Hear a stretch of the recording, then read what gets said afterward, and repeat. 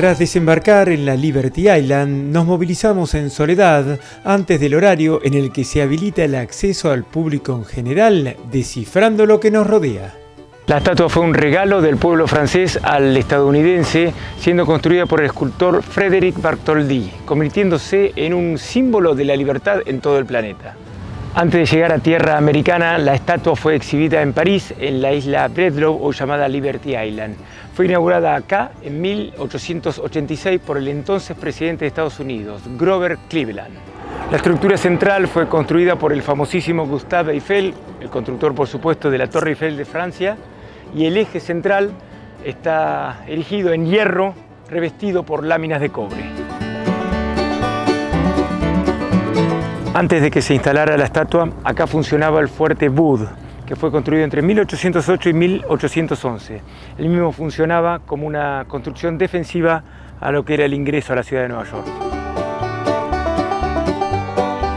Nos encontramos con la persona ideal para aprender acerca de la estatua y la isla que la alberga. Okay, well, we're at the front, kind of the east-facing side of Liberty Island. It's facing out into the harbor, and it's just really an ideal location. At the time she was constructed, she was the tallest structure.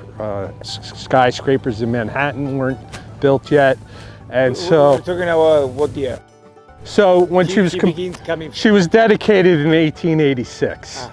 So and you know, looking at the statue, besides her size, it's really an extraordinary marriage between art and engineering, because her copper skin, where you see all the beautiful detail and folds, and her facial expressions and all the adornments, that was all handcrafted, hammered out of copper.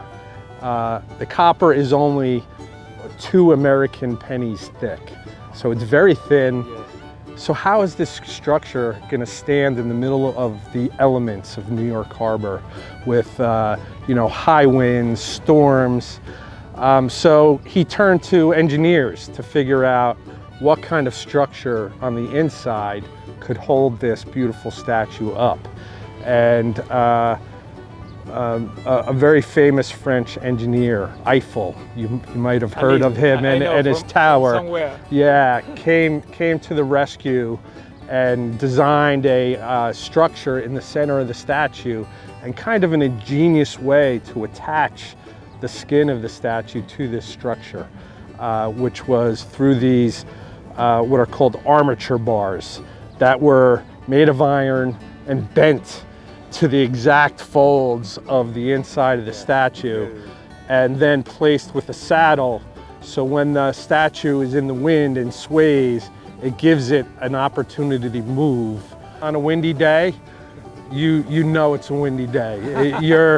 You'd be standing there talking, and all of a sudden you just feel the movement of the statue. When is the windy season in New York? There is a windy season? I wouldn't say there's any one season. I suppose tourists up. Like yesterday, we had a big thunderstorm in the afternoon, and so that with those thunderstorms, they can bring wind gusts of up to 40, 50 miles an hour. The winter has a lot of, you know, windy days. March, the spring here, is kind of a windy season. You see the arm holding the torch. That's the most fragile part of the statue, because it's got the least support and she's extended out. And so you'll notice the torch.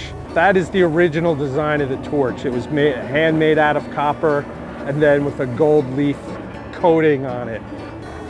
You can see in our museum on the island the original torch. The hard decision was made during that restoration that torch needed to be replaced. And so you can see on that original torch panes of glass in cut copper. About the meaning of the statue, you know, with that book and that. Yeah, so you'll see in one hand she has the large tablet, and what that tablet in Roman numerals said is July 4th, 1776. So in American history, that is a hugely important date. It's the date of the Declaration of Independence.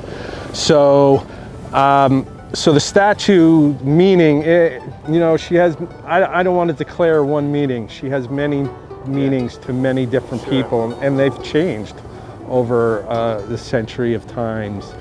But that date represents the establishment of a new country, founded on these ideals of democracy, kind of celebrating democracy and freedom. At the time the statue was being constructed and conceived, he thought it was important to show that slavery had ended in the United States.